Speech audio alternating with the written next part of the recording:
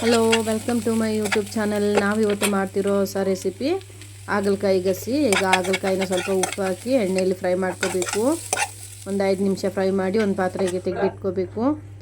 ಆಮೇಲೆ ಬಿಸಿಯಾಗಿರೋ ಬಾಣಲೆಗೆ ಒಂದು 2ರಿಂದ 3 ಮೆಣಸಿನ್ಕಾಯಿ ಹಾಕ್ಕೊಂಡು ಅದಕ್ಕೆ ಒಂದು 2 ಈರುಳ್ಳಿ ಹಾಗೆ ಒಂದು 2 ಟೊಮೆಟೊ ಮೀಡಿಯಮ್ ಸೈಜ್ದು ಹಾಕಿ ಚೆನ್ನಾಗಿ ಫ್ರೈ ಮಾಡ್ಕೋಬೇಕು.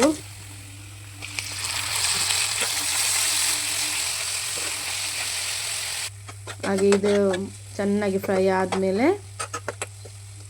ನಾವು ಇದಕ್ಕೆ ಒಂದು ಅರ್ಧ ಟೀ ಸ್ಪೂನ್ ಅರಿಶಿನ ಪುಡಿ ಹಾಗೆಯೇ ಒಂದು 2 ಟೇಬಲ್ ಸ್ಪೂನ್ ಮೆಣಸಿನ ಪುಡಿ ಹಾಕಿ ಚೆನ್ನಾಗಿ ಮಿಕ್ಸ್ ಮಾಡ್ಕೋಬೇಕು.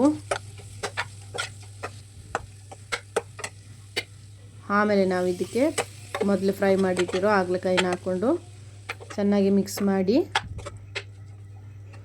ಇದು ಚೆನ್ನಾಗಿ ಮಿಕ್ಸ್ ಆದಮೇಲೆ ಇದಕ್ಕೆ ಒಂದು 2 ಅಚ್ಚು ಬೆಲ್ಲ ಹಾಗೆಯೇ ಸ್ವಲ್ಪ ಹುಳಿ ನೀರು.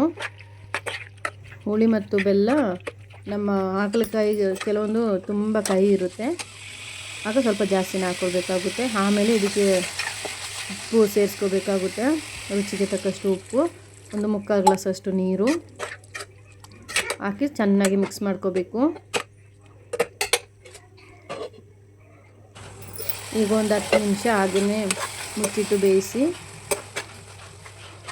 ಈಗ ಆಲ್ಮೋಸ್ಟ್ ನಮ್ಮ ಹಾಗಲಕಾಯಿ ಗಸಿ ರೆಡಿಯಾಗಿದೆ.